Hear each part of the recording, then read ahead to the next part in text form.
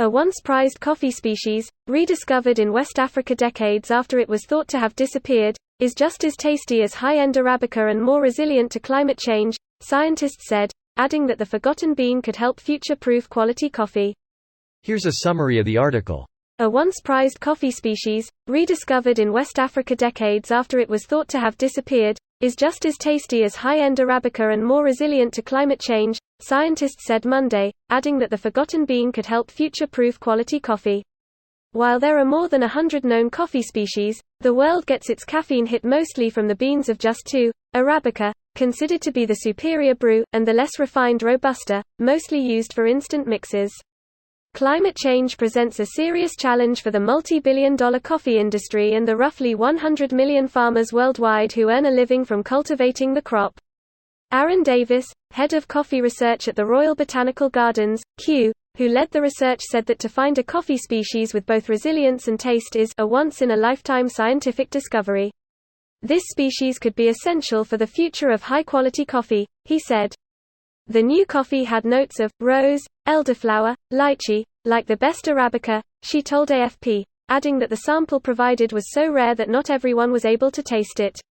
Researchers say more work needs to be done to work out exactly where it could adapt to be grown, but it could be in tropical areas where Arabica is already under pressure from warming.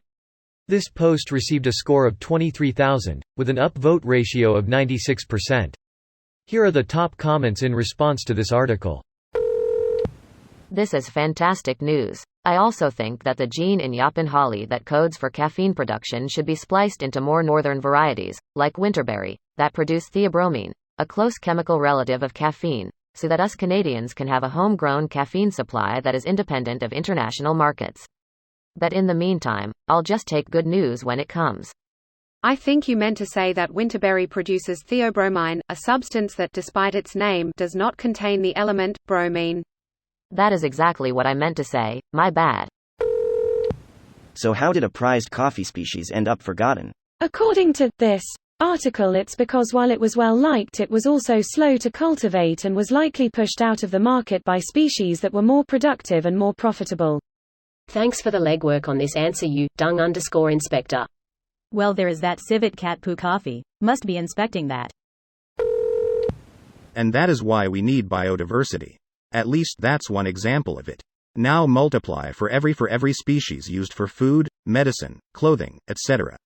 Nobody is speaking about the ongoing mass extinction event, but we're included in it. They literally put in the article that there are hundreds of varieties of coffee plants, but only 2 are used for human consumption. Now they don't mention on the whole how the various coffee plants can tolerate climate change. That still seems to be a bit biodiverse just in terms of numbers. This just in, Nestlé claims ownership of entire coffee species and the people who live near it. Greater than a blind taste test with a jury of industry professionals from coffee brands Nespresso and Jacobs Douai Egberts. Not exactly the people I'd go to when it comes to taste, but okay.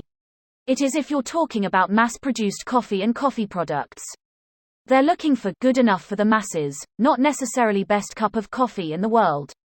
There's also going to be industry professionals working at these coffee brands that are genuine experts on coffee, to an extent that isn't readily apparent based on the mass-produced end result.